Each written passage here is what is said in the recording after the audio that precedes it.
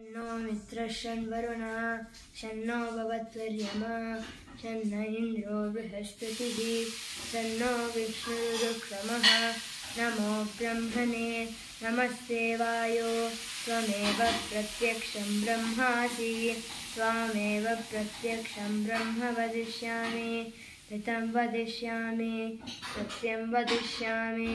तन्मामवतु तद्वक्तारमवतु अवतु माम् अवतु वक्तारम् ॐ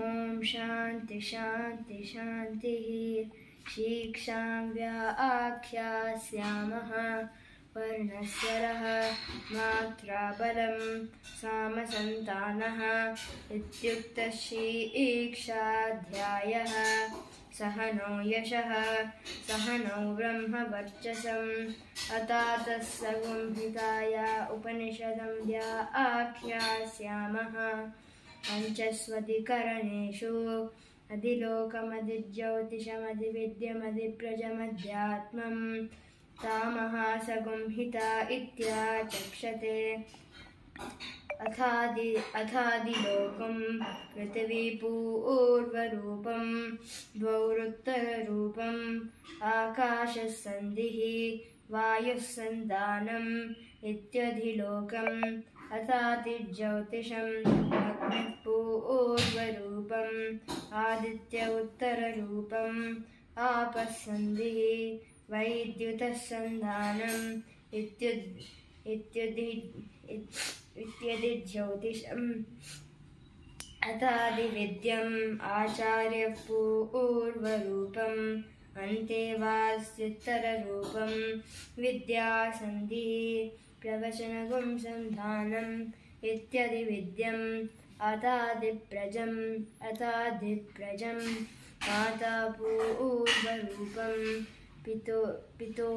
पितोत्तररूपम् प्रजासन्धिः प्रजननगुंसन्धानम् इत्यधिप्रजम् अथाध्यात्मम्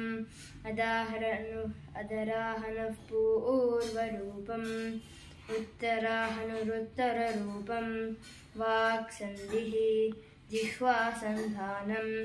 इत्यध्यात्मम् इतीमामहासंहिताः य एवमेता महासंहिता व्याख्याता वेद सन्धीयते प्रजया पशुभिः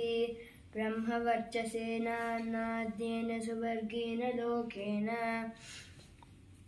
यश्चन्दसां वृषभो विश्वरूपः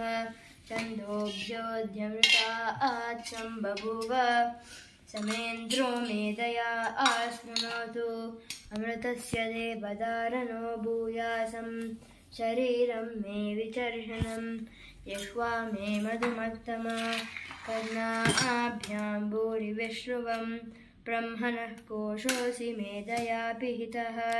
श्रुतं मे गोपाय आवहन्ति वितन्वाना यशोजने सा निस्वाहा श्रेयान् पश्यसोसा निस्वाहा तन्त्वा भगः प्रविशा निस्वाहा समापगः प्रविश स्वाहा तस्मिन् सहस्रशाके निभगा त्वयि मृजे स्वाहा यथापः प्रपतायन्ति ॐ गोविन्द गोविन्द गोविन्द गोविन्द येळ्मलयाने वेङ्कटरमण गोविन्द गोविन्द